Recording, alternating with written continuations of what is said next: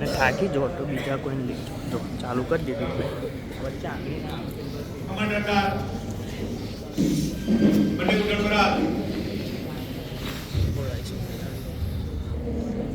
أعوذ بالله من الشيطان الرجيم بسم الله الرحمن الرحيم قل هو الله أحد الله الصمد لم يلد ولم يولد ولم يكن له كفوا أحد صدق الله العظيم. Good. Jesse.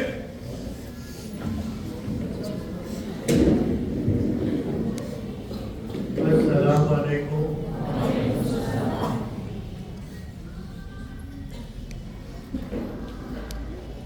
આજે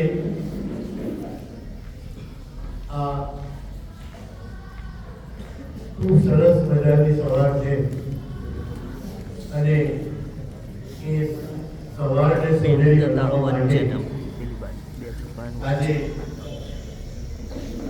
વિદ્યાર્થી મિત્રો આપણા માટે પણ સરપ્રાઈઝ છે.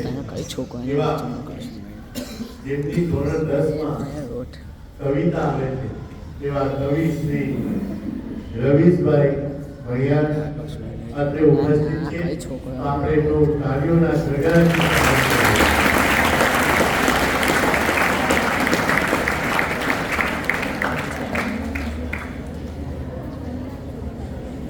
સાથે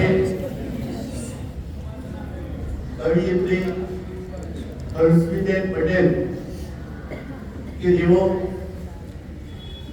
ગુજરાત પાઠ્યપુસ્તક મંડળના એટલે આપ જે અભ્યાસ કરો છો એ પુસ્તકોના લેખિકા છે અને એમની પણ કવિતા ધોરણ 3 માં આવે છે એવા હર્ષવીબેનનો પણ આપણે કાર્યોના સગાથી સ્વાગત કરીએ.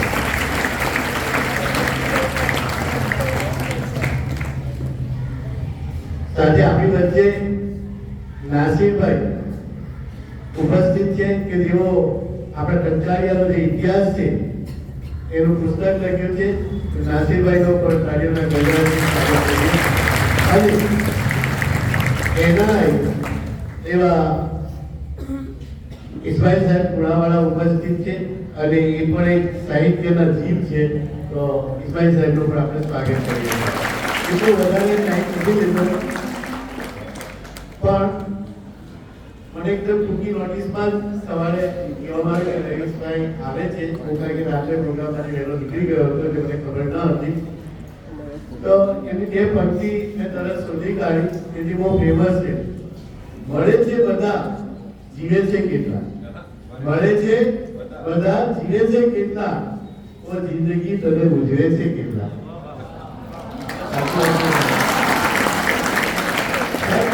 વિદ્યાર્થી તો જિંદગી છે પણ જ્યારે વિદ્યાર્થી કાળ પૂરો થાય છે અને જ્યારે આપણે ખરેખર સમાજની જે અથવા કુટુંબની જવાબદારી આવે છે પછી ઉજવવાનો જિંદગીને ઉજવવાનો સમય રહેતો નથી. વિદ્યાર્થી મિત્રો, રહીશભાઈ નો જન્મ 1966 માં પારડીમાં વલસાડ જિલ્લામાં થયો હતો. હું વધારે સમય નથી લેતો. 10મા ધોરણમાં એમને એક પુસ્તક છે જે હું આપની સમક્ષ રજૂ કરું છું. ચેત જે ચિત્તમાય હાર ન હો, ચેત જે ચિત્તમાય હાર ન હો, સુખ એ દુઃખનો કોઈ પ્રકાર ન હો, સુખ એ દુઃખનો પ્રકાર ન હો, એવો કોઈ મુગટ બન્યો નથી જેનો માથે જરાય ભાર ન હો. તો હવે હું વધારે સમય નથી લેતો પણ રહીશભાઈને વધારે સમય મળે કારણ કે એમને જવાનું છે નહીં તો આજે હું 2 કલાક બેસો પણ સમય ખૂબ ઓછો છે એમની પાસે. તો રહીશભાઈને વિનંતી કરીશ કે એવો માઇક સંભાળે.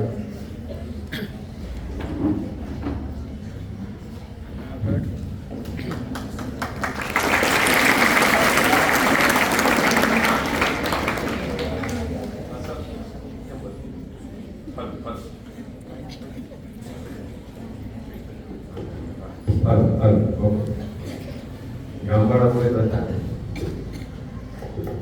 હા, અસલામ વાલેકુમ. તો મારા વાલા વિદ્યાર્થી ભાઈઓ અને બહેનો, આપ જાણો છો કદાચ કે ગઈકાલે કવિ સંમેલન હતું એ મુશાયરાના ગામમાં, અને એ મુશાયરામાં ભાગ લેવા માટે અમે કવિઓ આવેલા. તમારામાંથી કેટલા આવેલા હતા મુશાયરામાં? અચ્છા, અરે ઘણા બધા. આ બાજુથી? હા, 2-3 જણા. ચાલો, સરસ. તો મને ઈચ્છા થઈ, મેં અમારા નસીર હુસૈન સાહેબને વાત કરી, મિત્રોને વાત કરી, મુસ્તાકભાઈને, અમારા મોહસિનભાઈને વાત કરી, તમારા 4-5 શિક્ષકો મળવા આવેલા. તો મેં ઈચ્છા વ્યક્ત કરી કે મારે વિદ્યાર્થીઓની સાથે વાત કરવી છે, વિદ્યાર્થીઓને મળવું છે. એટલે એમણે રાતોરાત આ કાર્યક્રમ ગોઠવ્યો. એટલે સૌ પહેલા તો તમારા જે ઉત્સાહી શિક્ષકો છે અને તમારા જે ગુલામભાઈ આચાર્ય સાહેબ છે એના માટે પણ જોરદાર તાળી થઈ.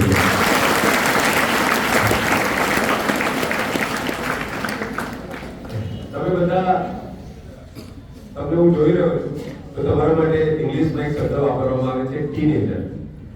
એ ટીમ શબ્દ, ટીમનો અર્થ ડબલ્યુ એવો પણ થાય, પણ ટીમનો સાચો અર્થ છે 13, 14, 15, 16, 17, 18 and 19.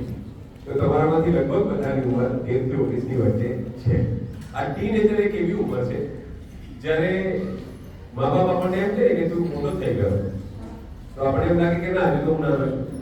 અને આપણે કઈ વસ્તુ માંગીએ અને લોકો એમ કે તું નાનો છે, 2 સુધી વાત છે, ના હું મોટો થઈ ગયો, બરાબર?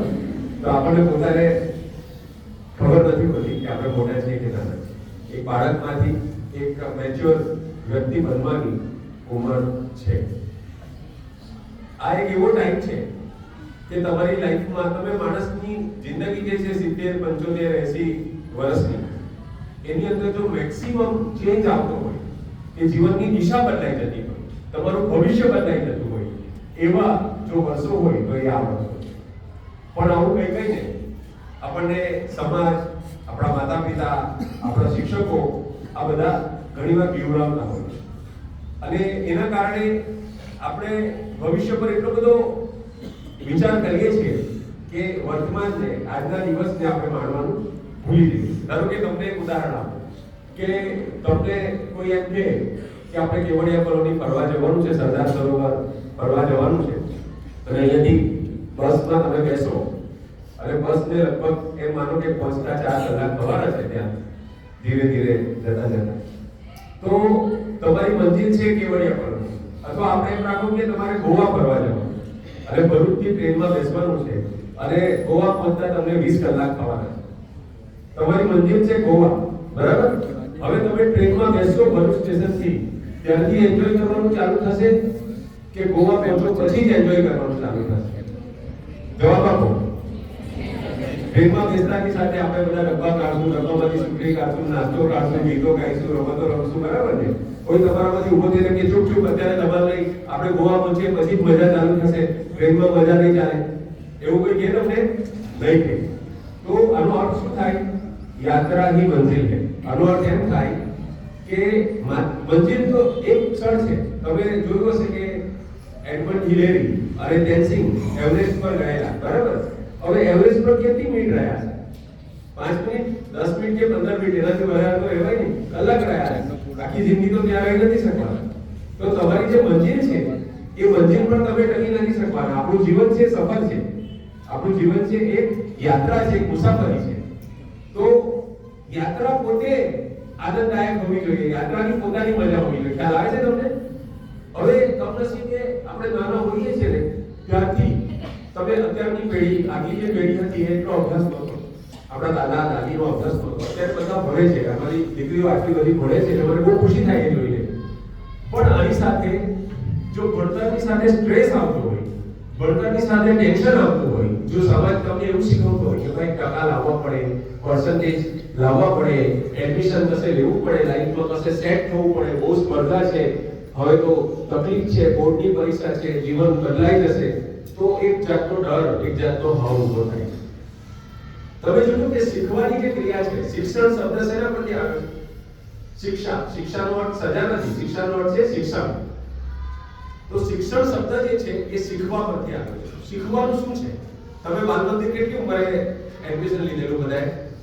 કેટલા વર્ષની ઉંમરે લીધેલું બાલ મંદિરમાં? 4 વર્ષની ઉંમરે તમે પહેલી વાર સ્કૂલમાં આવ્યા. તો એમ કહી શકાય કે શીખવાની શરૂઆત 4 વર્ષે થઈ કે પહેલા થયેલી? શીખવાની શરૂઆત 4 વર્ષે થયેલી કે પહેલા થયેલી? પહેલા થયેલી. તમારી 6 મહિનાની ઉંમર હશે તો બધાએ બાળક જોયા છે, વિચાર કરજો. 6 મહિનાની ઉંમરે તમને કોઈ વસ્તુ પકડવાની કેપેસિટી આવી, એ તમારી પહેલી કેપેસિટી હતી. બરાબર છે?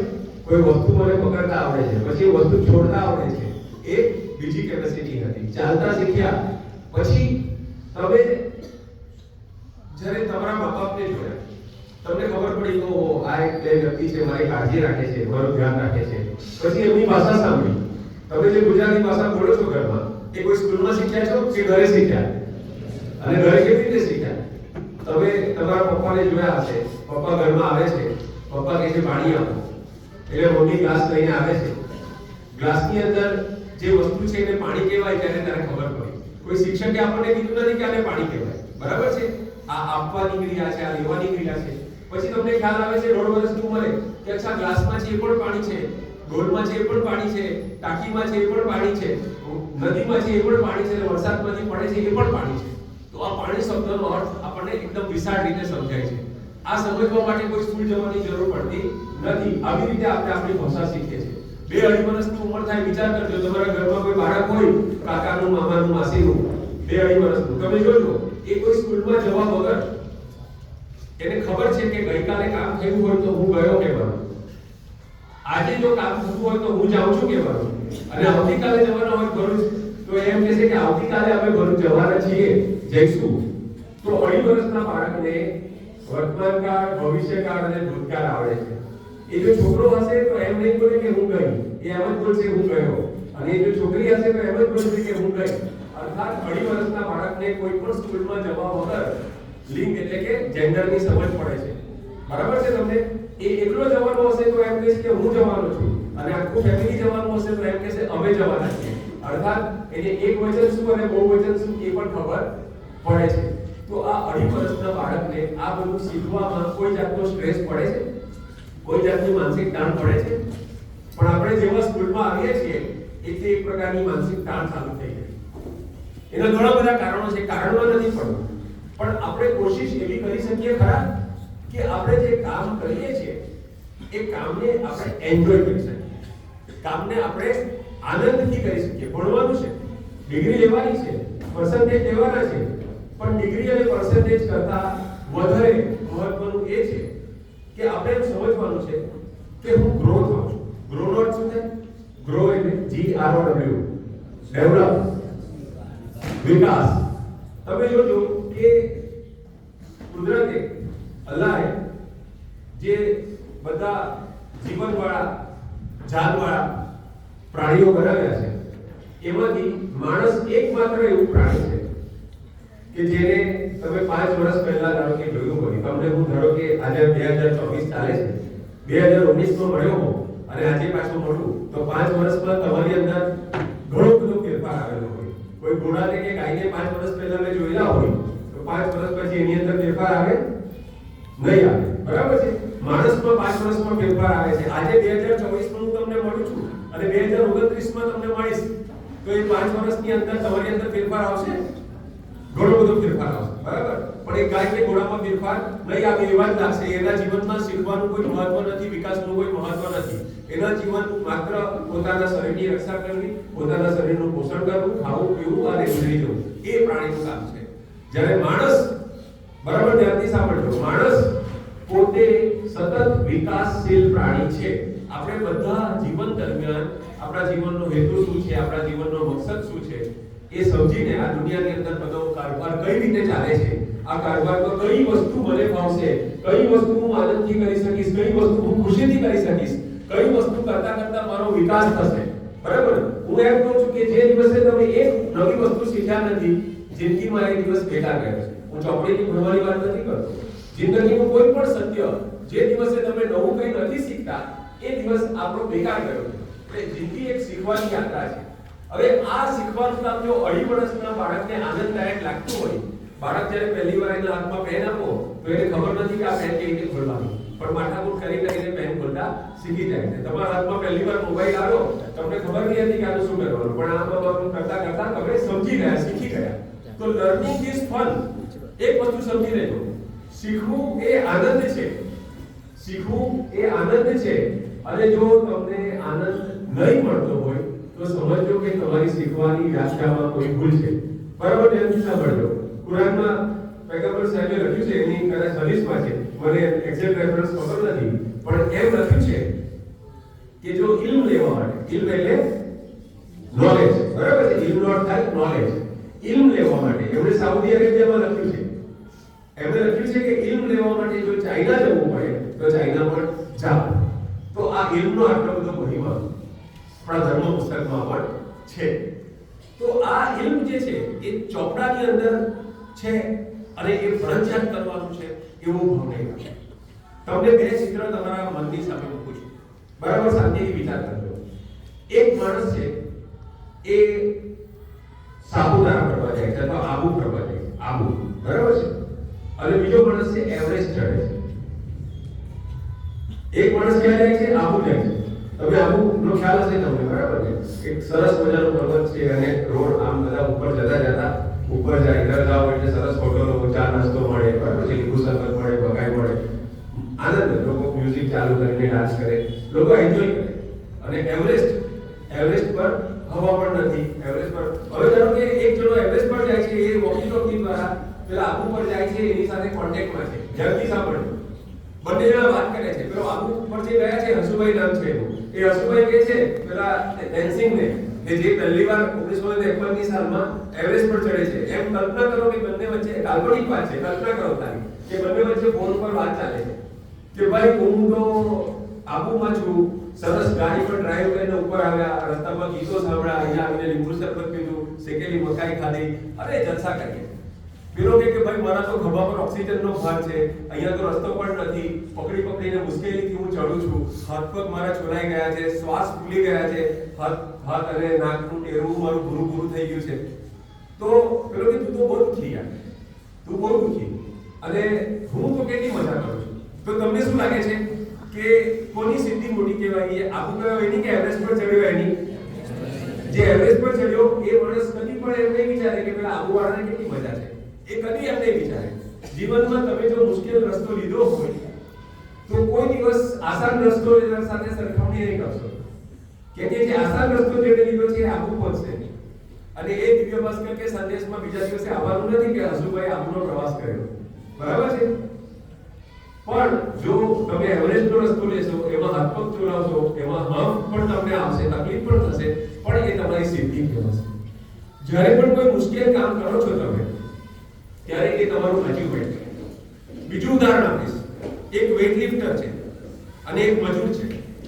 વેઇટલિફ્ટર 100 કિલોનું વજન ઉચકે છે, બરાબર છે? અને મજૂર છે એ ગુણ ઉચકે છે 100 કિલોની.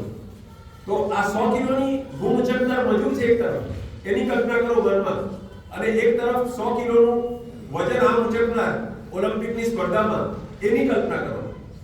બેમાંથી કોણ સુખી છે, કોણ દુખી છે? કોણ સુખી છે, કોણ દુખી છે? જે ગરીબ. બંનેના મનની સ્થિતિ શું છે? બંને કામ તો સરખું જ કરે છે. મજૂર એમ વિચારે છે કે મારી મજબૂરી છે, મારી લાચારી છે કે મારે વજન ઉઠાવવું પડે છે મારા પેટ ભરવા માટે.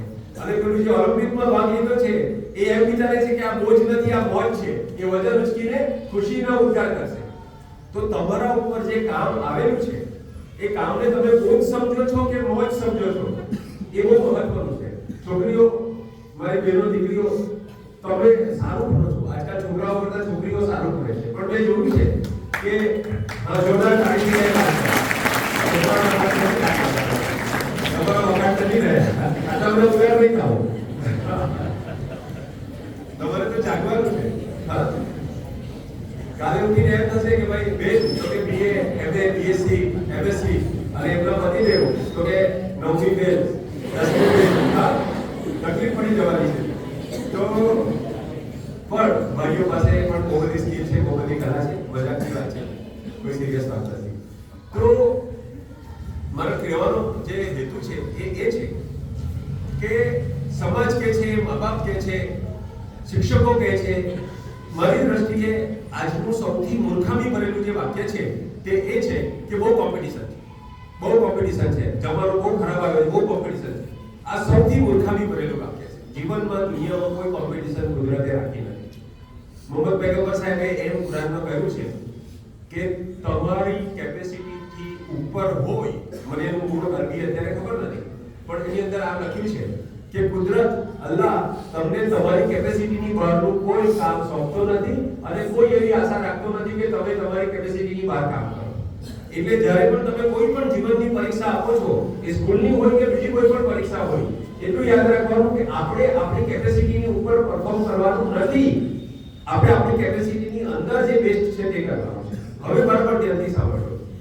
છોકરીઓ છે, નાના બાળકો છે, ઘણીવાર શિક્ષકો એમ કે ને, આપણે સ્કૂલમાં હોય 8મા ધોરણમાં આપણો ભાઈ આપણાથી 2 વર્ષ મોટો હોય અથવા 3 વર્ષ મોટો હોય, પાસ થઈને નીકળી ગયો હોય, તો શિક્ષકો શું કહે છે કે તારો ભાઈ બહુ હોશિયાર હતો, તારામાં કઈ લેવાનું નથી, હે ને? આપણા મમ્મી પપ્પા ઘણીવાર શું કહે આપણને કે આ જો આપણા કાકાનો છોકરો કેટલો આગળ આવી ગયો, તું જો, હા, તારી એ જો, પોતાનું બિઝનેસ ભૂલી જાય અને છોકરાઓને ઠપકો આપે અને બીજા સાથે સરખાવીને ઠપકો આપે. હવે જો તમારા શિક્ષક તમારી સરખામણી કરે છે તમારા ભાઈ કે બહેન સાથે, તો એ એમની ભૂલ છે, પણ એ નાની ભૂલ છે. જો તમારા મા-બાપ તમારી સરખામણી કરે છે તમારા કઝિન સાથે અથવા તમારા પડોશમાં રહેતા છોકરા કે છોકરી સાથે, તો એમની ભૂલ છે, પણ એ નાની ભૂલ છે. પણ જો તમે પોતે તમારી સરખામણી બીજા સાથે કરશો તો એ ભૂલનો દુનિયામાં કોઈ ઉકેલ નથી. કેમ સરખામણી નહીં કરવી? કેમ નહીં કરવી? અહીંયા મારી સામે લગભગ 700-800 જેટલા છોકરાઓ બેઠા છે, એમાંથી કોઈ પણ એકબીજાનો ડુપ્લિકેટ છે? બસ એકદમ વાળ પણ સરખા, આંખ પણ સરખી, નાક પણ સરખું, મોઢું પણ સરખું, અવાજ પણ સરખો, એવા કોઈ પણ 2 જણા છે અહીંયા? દુનિયામાં 7 અબજ લોકો છે. કુદરતે અત્યારે 7 અબજ માણસો દુનિયા પર રાખેલા છે, બરાબર છે? એનો નિઝામ, એની વ્યવસ્થા એવી છે. તો એ 7,000 માંથી કોઈ પણ 2 માણસ સરખા નથી. જ્યારે કુદરતે આપણને સરખા નથી બનાવ્યા, એક મોડેલનો મોબાઈલ હોય તો એ બધા મોબાઈલ સરખા હોય, એક મોડેલની ગાડી હોય તો એ બધા મોડેલ સરખા હોય, પણ તમારું મોડેલ કોઈનું સરખું છે કે નથી? જોરથી બોલો. નથી. એનો મતલબ એ થયો કે જો કુદરતે આપણને અલગ બનાવ્યા છે અને જો આપણે કોઈ બીજા સાથે આપણી સરખામણી કરીએ તો તે ખરાબ છે. સરખામણીથી અને દેખાદેખીથી કોઈ કામ જીવનમાં કરવાનું નથી. સુખી રહેવાની ચાવી બતાવું. દુનિયામાં સૌથી મોટી તમારી ડિગ્રી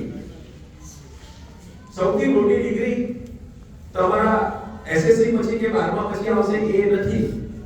તમારી સૌથી મોટી લાયકાત તમારો આત્મવિશ્વાસ.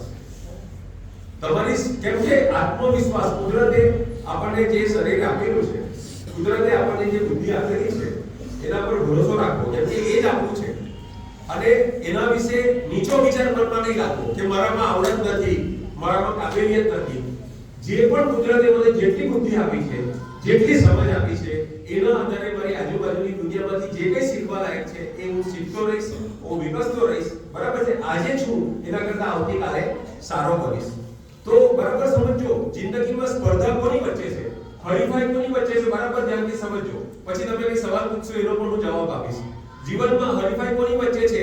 મગરની હરીફાઈ છગન સાથે નથી, આયશાની હરીફાઈ ફાતિમા સાથે નથી, અબ્દુલની હરીફાઈ અહમદ સાથે નથી. બરાબર સમજી લેજો. શું નામ દીકરા તારું? તુફેલ. આ તુફેલ બેઠો છે. તુફેલની કોમ્પિટિશન તારા પડોશમાં કોણ છે તારા કરતાં વધારે ટકા આવતા આવ્યો? ફયાઝ. તો તુફેલની કોમ્પિટિશન ફયાઝ સાથે નથી. તુફેલની કોમ્પિટિશન ફયાઝ સાથે નથી. તુફેલની કોમ્પિટિશન કોની સાથે છે? સમજી લો. કુદરતે જો તુફેલને આટલી કેપેસિટી આપી છે કે ભાઈ તું તારા મગજનો ઉપયોગ કરશે, તારા સમયનો ઉપયોગ કરશે, તારું માઇન્ડ જો તું પ્રોપર રાખશે તો આટલી તારી કેપેસિટી છે. અને જો તુફેલ આળસના કારણે, કંટાળાના કારણે, બિનજવાબદારીના કારણે આટલું પરફોર્મન્સ કરતો હોય તો એનો મતલબ એમ થયો, બરાબર જોજો, તુફેલની કેપેસિટી આટલી છે પણ તુફેલ આળસના કારણે, બેધ્યાનીના કારણે, મસ્તીના કારણે, કોઈ પણ કારણસર આટલું પરફોર્મન્સ કરે. તો તુફેલનું આ છે પ્રેઝન્ટ પોઝિશન અને આ છે એની કેપેસિટી. તમારી વાસ્તવિક સ્થિતિ અને તમારી કેપેસિટી, એ બે વચ્ચેનું અંતર છે. એ અંતરને કઈ રીતે નાનું કરવું એ તમારા જીવનનો ગોલ છે. સમજ પડી બધાને? કુદરત એમ કહે છે કે અલ્લાહ એમ કહે છે કે તમને મેં આટલી કેપેસિટી આપીને દુનિયામાં મોકલ્યા છે, પણ તમે આળસના કારણે આટલું કરીને બેઠા છો. હવે આ જે ગેપ છે એ ગેપ પૂરો કરવાનો છે. તુફેલે એમ નથી જોવાનું કે ફયાઝના કેટલા માર્ક આવ્યા. તુફેલે એમ જોવાનું છે કે મારા 50 માંથી 36 માર્ક આવ્યા તો શું કરતે તો 36 ના બદલે 37 આવતે. ખાલી આન્સર શીટમાં જોવાનું છે કે કયો સવાલ એવો હતો કે જેમાં મેં થોડું ધ્યાન આપ્યું હતું તો 37 આવતે. કયો સવાલ એવો હતો કે 37 ના બદલે 38 આવી શકતે. કયો સવાલ એવો હતો કે 38 ના બદલે 39 આવી શકે. આપણે આ રીતે વિચારવાનું છે, સ્ટેપ બાય સ્ટેપ વિચારવાનું છે. સમજ પડે છે બધાને? સમજ પડે છે બધાનું શું કહેવાનું માંગુ છું? આપણી હરીફાઈ હવે એટલે ઇંગ્લિશ માટે એક શબ્દ વાપરું છું. તમે બધા આઈફોન સાંભળ્યું છે નામ, તમે બધા સેમસંગ વાપર્યું છે, બરાબર છે? આઈફોન માં 13 આવે, પછી 14 આવે, પછી 15 આવે, સાંભળ્યું છે ને બધાએ? હા. તો આપણું પોતાનું પણ એવું વર્ઝન વિચારી લેવાનું કે ભાઈ આ મારું વર્ઝન છે, આ ટુફેલ 24 છે. 2024 નું વર્ષ ચાલે છે ને, એટલે ટુફેલ 24 છે આ. હવે ટુફેલ 25 જે આવશે એ વધારે એડવાન્સ આવશે કે પછાત આવશે કે ભાઈ આમાં તો ઇન્ટરનેટ ચાલે છે પણ આ ફોન તો હવે જરા ડાઉન કરી દીધું, એમાં ઇન્ટરનેટ નથી, એમાં ખાલી કોલ જ થશે અને ડબલા જેવું છે, એવું બની શકે? નહીં બને. ફોન સેમસંગ 7 માંથી સેમસંગ 8 થાય, આઈફોન 14 માંથી આઈફોન 15 થાય તો એમાં નવા ફીચર્સ આવે. એની અંદર નવું કઈ આવે તો ટુફેલ 24 કરતા ટુફેલ 25 એક સ્ટેપ અપ હોવું જોઈએ, બરાબર છે? આપણે જીવનમાં એ જ વિચારવાનું છે કે મારી જિંદગીમાં આવતા વર્ષે મને આના કરતા સારા બનવું છે. હવે ભવિષ્યની વાત આટલે પૂરી થઈ. હવે મને 4 પંક્તિ કહું છું. હર્ષિતબેન એમ કહે છે કે આ પંક્તિ આવતા વર્ષે 7મા ધોરણમાં ભણવામાં આવવાની છે. મને ખબર નથી આવશે કે નહીં, પણ આ 4 પંક્તિ સંભળાવું છું, દિલમાં રાખી લેજો. પછી છેલ્લી વાત કરીશ ને પછી આપણે પૂરું કરીએ કે કોણે કહ્યું કે લક્ષ્ય ઉપર હોવી જોઈએ. લક્ષ્ય એટલે શું? ધ્યેય, ટાર્ગેટ આપણું, ગોલ, આપણે જ્યાં પહોંચવાનું છે તે. હું એમ વિચારું કે મારે ત્યાં જવું છે સાહેબ પાસે અને હું જોવા વગર ચાલવા લાગું તો પહેલો જ અહીંયા અથડાઈ જઈશ, બરાબર ને? તો બરાબર ધ્યાનથી સાંભળજો. કોણે કહ્યું કે લક્ષ્ય ઉપર હોવી જોઈએ? ડગ માંડવું હો ત્યાં જ નજર હોવી જોઈએ. ડગ માંડવું હો ત્યાં જ નજર હોવી જોઈએ. ને જે જોઈએ છે તમને મળે એ જ આખરે. કે જે જોઈએ છે તમને મળે એ જ આખરે. શું જોઈએ છે એની ખબર હોવી જોઈએ કે શું જોઈએ છે એની ખબર. એક વાર દિશા નક્કી કરી લો. એ દિશામાં તમે 5 કિલોમીટર જાઓ છો કે 10 કિલોમીટર જાઓ છો કે 15 જાઓ છો એ મહત્વનું નથી. તમે જો નક્કી કર્યું હોય કે ભરૂચથી મુંબઈ તરફ જવું તો રસ્તામાં બરોડા લઈ આવવું જોઈએ, બરાબર છે? રસ્તામાં જો બરોડા આવે તો સમજવાનું કે આપણે રસ્તો ખોટો લીધો છે અને સુરત આવે તો સમજવાનું કે રસ્તો બરાબર છે. બોમ્બે પહોંચાય ના પહોંચાય એની ચિંતા નથી કરવાની, આવતીકાલની ચિંતા નથી કરવાની. દિશા બરાબર હોવી જોઈએ. દિશા એકવાર નક્કી કરી લો લાઈફમાં કે મારે આ દિશામાં જવું છે, પછી એના વિશે લાંબો વિચાર નહીં કરો. પછી વિચાર એમ કરો, તમારી બધાની માર્ચમાં પરીક્ષા આવશે, જે 10મામાં છે એની, 12મામાં છે એની પણ આવશે, બાકીનાની એપ્રિલમાં આવશે. તો તમે માર્ચને કે એપ્રિલને ધ્યાનમાં રાખીને ભણવાનું નથી. બાળક જ્યારે એમ વિચારે છે કે ભાઈ ગુજરાતી ભાષા હું શીખી રહ્યો છું અથવા આ બધી વસ્તુઓના નામ શીખી રહ્યો છું, ત્યારે એમ નથી વિચારતો કે મને આ ભવિષ્યમાં કામ લાગશે. ત્યારે એમ વિચારે છે કે મને આ મજા આવે છે, મને આમાં મજા આવે છે, બરાબર છે? તેમ તમે જ્યારે ભણો છો ત્યારે એમ વિચારવાનું છે કે હું આ જે કરું છું એમાં મજા આવે છે. એકાગ્રતાની મેં વ્યાખ્યા કરી છે. એકાગ્રતા શબ્દ સાંભળ્યો છે? આજે સૌથી મોટી સમસ્યા હોય તો એકાગ્રતાની સમસ્યા છે. ઇંગ્લિશમાં કહેવાય કોન્સન્ટ્રેશન અથવા ફોકસ, બરાબર? દુનિયામાં આપણી ચારે કોર અલગ વસ્તુ ચાલે છે. તમે અત્યારે જુઓ કે ત્યાં છોકરાઓ અવાજ કરે છે, બરાબર? એ લોકોની એક્ટિવિટી કરે છે. અહીંયા હું કઈ બોલી રહ્યો છું, દૂરથી વાહનો પસાર થાય છે. આ તમારા મગજને 3 સિગ્નલ આવે છે, બરાબર છે? વાહનો પસાર થાય છે એના પણ અવાજ આવે છે, પંખીઓ બોલે છે એના પણ થોડા અવાજ આવે છે, બાળકો કસરત કરે છે એના પણ અવાજ આવે છે, અને હું બોલું છું એના પણ અવાજ આવે છે. અત્યારે તમારું ધ્યાન ગયું, અત્યાર સુધી તમારું ધ્યાન ફક્ત હું બોલતો હતો એના પર, બરાબર છે? એટલે એકાગ્રતાનો મતલબ થાય એક ને અગ્રતા. આપણા દિમાગમાં, આપણા મગજમાં જેટલી વસ્તુઓ જાય છે એમાંથી આપણે એકને ચોઈસ કરીએ છીએ કે ભાઈ આના પર ધ્યાન આપવાનું છે, બાકીની વસ્તુ પર નથી આપવાનું. આનો મતલબ થયો એકાગ્રતા. તમે બુક લઈને બેસો ગણિત કે વિજ્ઞાન, અને ત્યારે તમારા ઘરમાં બાથરૂમમાંથી પાણી ટપટપ થતું હશે એનો અવાજ આવશે, શેરીમાં છોકરા રમતા હશે એનો અવાજ આવશે, પંખો કટકટ થતો હશે તો એનો અવાજ આવશે, મગજમાં આવતીકાલની ચિંતા હશે તો એનો અવાજ આવશે, ગઈકાલે કોઈની સાથે ઝઘડો થયેલો હશે તો એનો પણ અવાજ આવશે. માત્ર આજુબાજુથી નહીં, આપણા ભૂતકાળ અને ભવિષ્યમાંથી પણ અવાજ આવે. આ બધા અવાજની વચ્ચે માત્ર નજરની સામે જે ટોપિક છે એના પર ધ્યાન આપીએ એનું નામ એકાગ્રતા. બરાબર છે? એકાગ્રતા આ ભણવામાં બહુ કામ લાગશે તમને, એટલા માટે હું વાત કરું છું. હજુ 5 વર્ષ 7 વર્ષ તમારે ભણવાનું છે. બરાબર ને? કે છેલ્લું વર્ષ જ છે ભણવાનું છે હજુ? હા, તો આ કામ લાગશે. 5 વર્ષ છે તો કામ લાગશે. 3 સવાલ તમારી જાતને પૂછો જ્યારે પણ ભણવા બેસો ને. 7મા ધોરણ સુધી ભણવાનું બહુ સહેલું હતું, 8મા સુધી સહેલું હતું. ગાયને 4 પગ હોય છે, ગાયને 2 શિંગડા હોય છે. બરાબર છે? ગાય દૂધ આપે છે, ગાય ઘાસ ખાય છે. આ સમજવા માટે, પરીક્ષામાં લખવા માટે મગજ બહુ ચલાવવાની જરૂર પડતી નથી. બરાબર? અને જેવા 8મા 9મા આવો એટલે કાટકોણ ત્રિકોણની બે બાજુના વર્ગનો સરવાળો સામેની બાજુના વર્ગ જેટલો થાય છે આવું આવે એટલે આપણે કાટકોણ ત્રિકોણ એટલે કયો થાય? અને બે બાજુનો વર્ગ એટલે શું? આપણે બરાબર? અને વર્ગનો સરવાળો એટલે શું? અને આ બધું શું છે? આ બધું શું કામ ભણું છું? પહેલો સવાલ આપણને એમ થાય કે આ શું કામ? મને કામ લાગશે. હું ટંકારીયાથી પાલેજ જઈશ, પાલેજના 4 રસ્તા પર ત્યાં ઊભો રહીશ તો કોઈ મને પોલીસ અટકાવીને લાયસન્સ માંગી શકે, પણ મને એમ પૂછશે કે ભાઈ પાયથાગોરસનો નિયમ બોલો, અથવા મને એમ પૂછશે કે ભાઈ અકબરના બાપનું નામ શું હતું, કે હુમાયુનો દીકરો અકબર હતો કે અકબરનો દીકરો હુમાયુ હતો? કોઈ પૂછશે મને? નથી પૂછવાનું. તો આ હું શું કામ શીખું છું? એવો સવાલ બધાને થાય, મને પણ થતો હતો. પછી મેં મારા મનમાં એક યોજના બનાવી કે ભાઈ હું શું કરી રહ્યો છું, કેમ ભણી રહ્યો છું. બરાબર? હું જ્યારે બોર્ડમાં હતો 10મા ધોરણમાં તો ગુજરાતીમાં મારા આખા રાજ્યમાં 2જા નંબરના માર્ક આવેલા અને સંસ્કૃત મેં લીધેલું તો સંસ્કૃતમાં મારા 100માંથી 99 માર્ક આવેલા, ગુજરાતમાં હાઈએસ્ટ આવેલા. બાકીના વિષયમાં પણ સારા માર્ક હતા. તો હું જે ભણ્યો છું તે વખતે મેં એમ વિચાર કર્યો હોત કે ભાઈ અકબર બાબર મને શું કામ કાઢવાના? બરાબર? આપણે ચકલી કાબર ફૂટા છે કે ખબર પડે છે, અકબર બાબર પણ નથી ખબર પડતી. તો રહેવા દો. નહીં, લોજિક સમજો.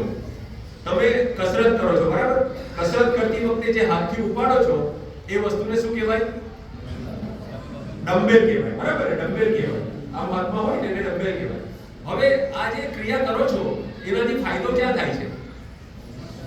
મસલમાં થાય છે. આ મસલને શું કહેવાય? કોઈને નામ ખબર છે? બાયસેપ્સ કહેવાય. તો આ ડમ્બેલ ઉચકવાથી બાયસેપ મજબૂત થાય છે. બરાબર છે? જે રીતે ડમ્બેલ એ બાયસેપની કસરત છે એ રીતે પુસ્તક એટલે કે કિતાબ એ મગજની કસરત છે. બરાબર? સમજો. જેટલી વાર ડમ્બેલ ઉચકશો, ડમ્બેલને કોઈ ફરક નથી પડવાનો, પણ ડમ્બેલ વારંવાર ઉચકવાના કારણે ધીરે ધીરે આપણું બાયસેપ ડેવલપ થઈ જાય છે. પહેલા 5 કિલો ઉચકી શકે છે, પછી 10 કિલો ઉચકી શકે છે, પછી 15 કિલો, પછી 20 કિલો. એ રીતે આપણા મગજને ધીરે ધીરે ભારે ભારે વસ્તુની ટ્રેનિંગ આપીશું તો મગજની કેપેસિટી વધતી જશે, તમારી કામ કરવાની કેપેસિટી વધતી જશે, તમારી કાબેલિયત વધતી જશે. તમે બરાબર ધ્યાન રાખજો કે પરીક્ષાનું જે રિઝલ્ટ છે ને એ રિઝલ્ટ એક જ દિવસ કામ લાગે. જિંદગીમાં એક જ દિવસ તમે નોકરી જે દિવસે મેળવશો એ દિવસે કદાચ પેલો રિઝલ્ટ જોશે, પણ ખાલી રિઝલ્ટ જોઈને કોઈ તમને નોકરી આપવાનું નથી. તમારો ટાર્ગેટ ડિગ્રી લેવાનો નથી, તમારો ટાર્ગેટ સારી નોકરી લેવાનો છે, સારું કામ કરવાનું છે. બરાબર છે? તો નોકરીમાં કદાચ થોડુંક તમારું રિઝલ્ટ કામ લાગશે. હવે સમજો તુફેલને અને ફયાઝને માફ કરજો, ખાલી એમ જ નામ કહું છું, તમે એના પર સિરિયસલી નહીં લેતા. હા ને? તું ઘરે જઈને નથી નહીં થતો.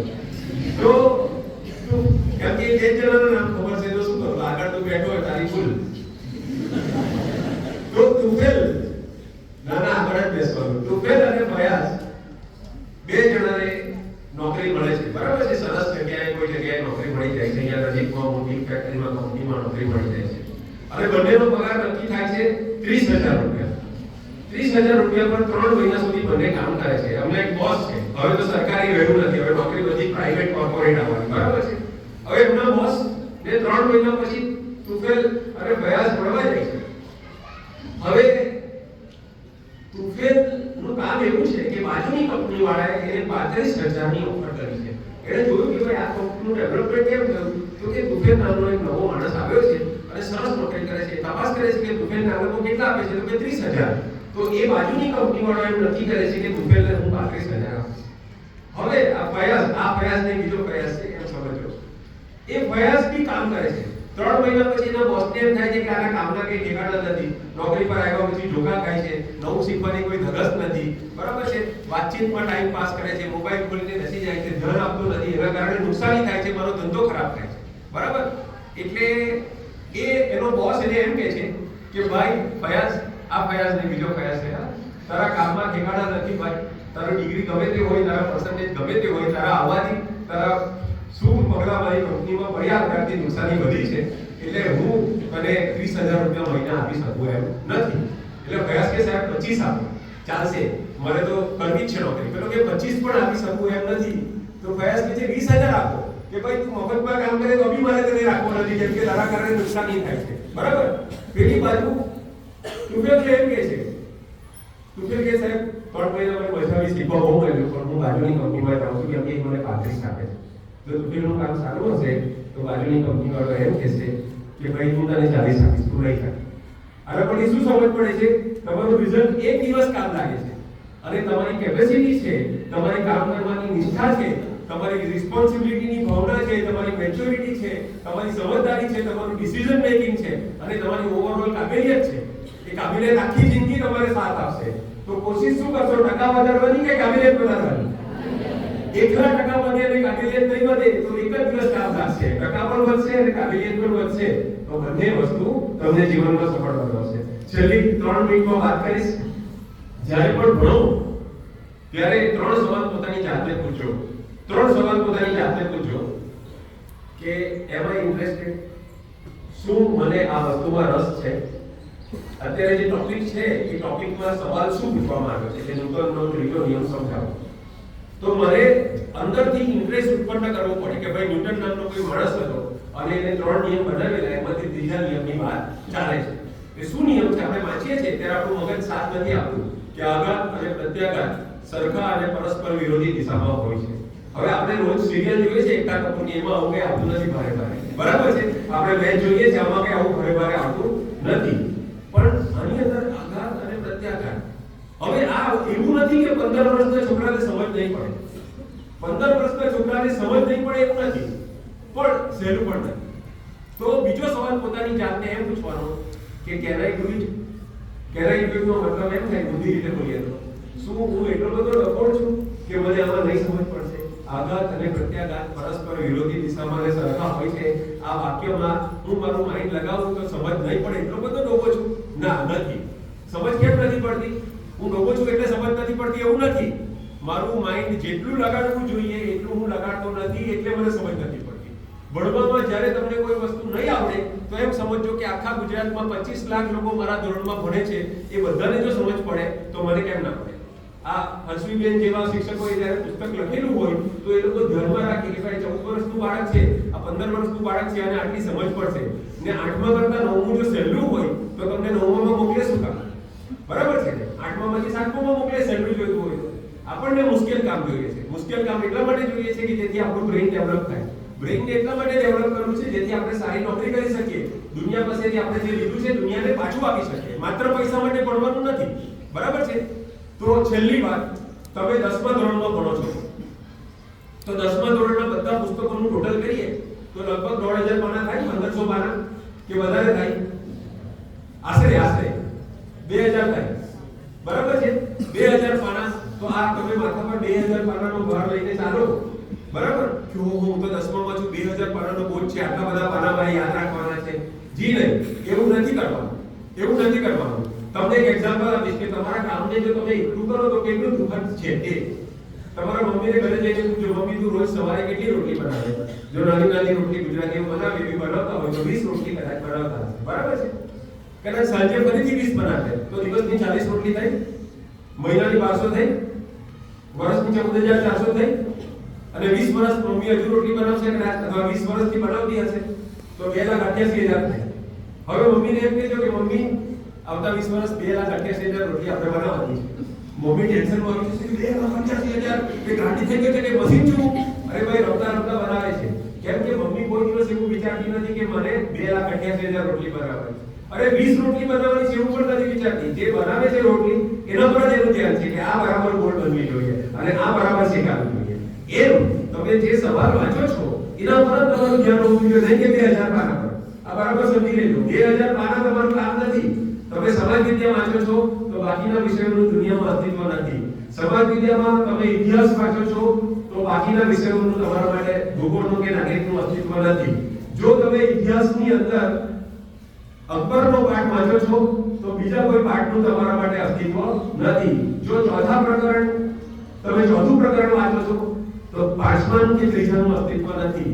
ચોથા પ્રકરણમાં જો ત્રીજો સવાલ વાંચો છો તો બીજા કે ચોથા સવાલનું દુનિયામાં અસ્તિત્વ નથી. બરાબર સમજો. ચોથા સવાલની અંદર જો તમે પહેલી લાઈન વાંચો છો તો બીજી કે ત્રીજી લાઈનનું અસ્તિત્વ નથી. નજરની સામે જે લાઈન છે એ લાઈનનો અર્થ જો તમારું માઇન્ડ કાઢી શકે તો તમારો અભ્યાસ સફળ છે. અને નજરની સામે જે લાઈન છે એના સિવાય તમે બીજું કંઈ પણ વિચારો છો તો તમારો ટાઈમ વેસ્ટ થયો કહેવાય. અભ્યાસ એટલે જાડી ચોપડી નહીં. અભ્યાસ એટલે હું જે લીટી વાંચી રહ્યો છું એમાં મારું માઇન્ડ હું 100% લગાવું છું કે નહીં. બરાબર સમજી લેજો. આ વ્યાખ્યા તમને કોઈ નહીં સમજાવે. આ મારા અનુભવનું વાક્ય છે એટલે તમને કહું છું. અભ્યાસ એટલે જાડી ચોપડી નહીં. અભ્યાસ એટલે પરીક્ષા નહીં. અભ્યાસ એટલે રિઝલ્ટ નહીં.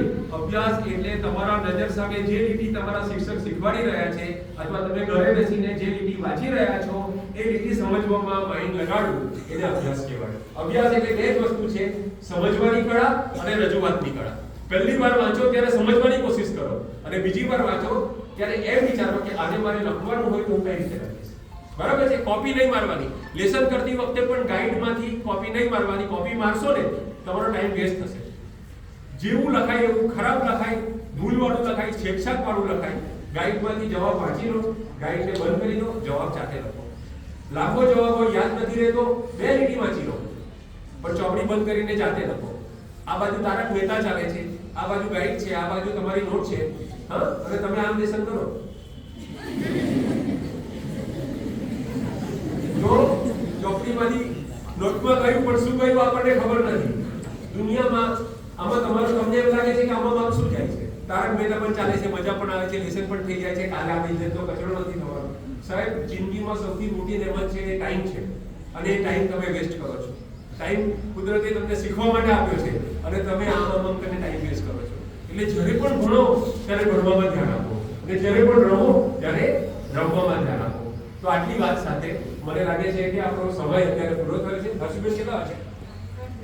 હા, તો કોઈને એકાદ સવાલ જો પૂછવો હોય તો એક સવાલનો જવાબ આપી દઉં પછી આપણે નીકળીએ છૂટા પડે.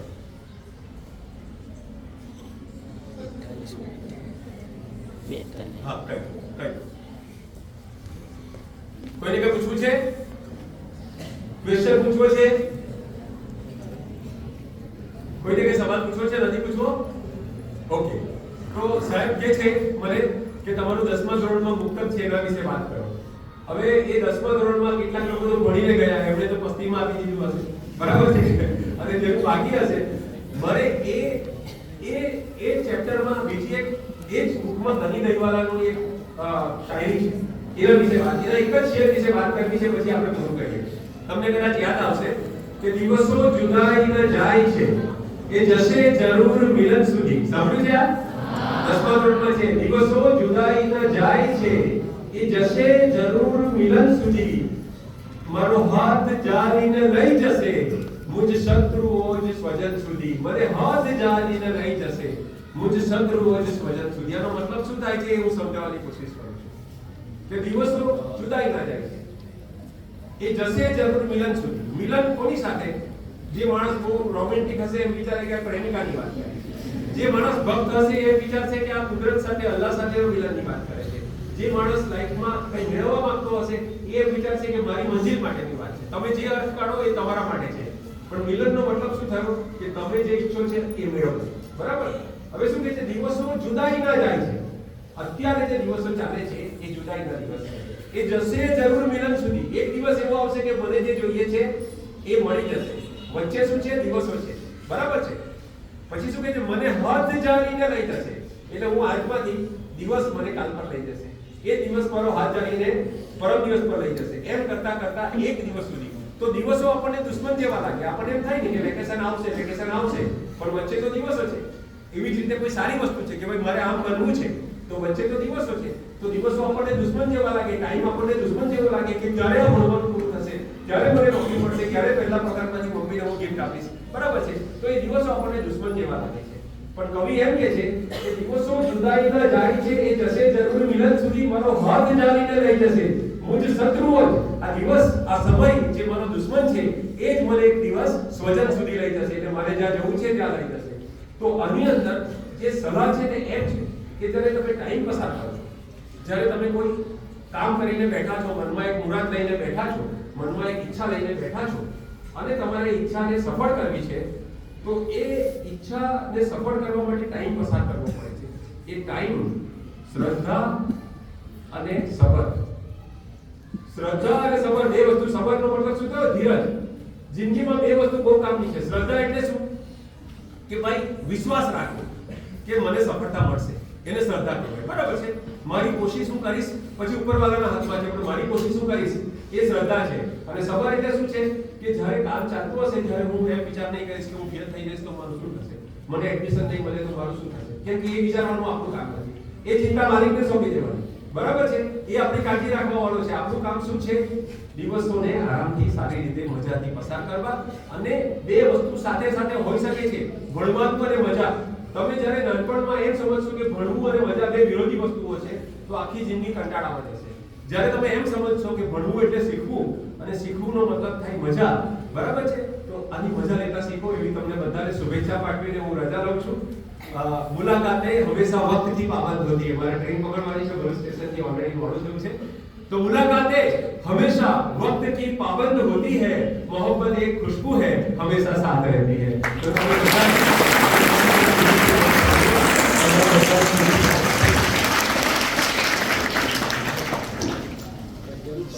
ગુલાબભાઈ રજા લઈ લો. સાહેબને ઉતાવળ છે એટલે સાહેબ જઈ રહ્યા છે.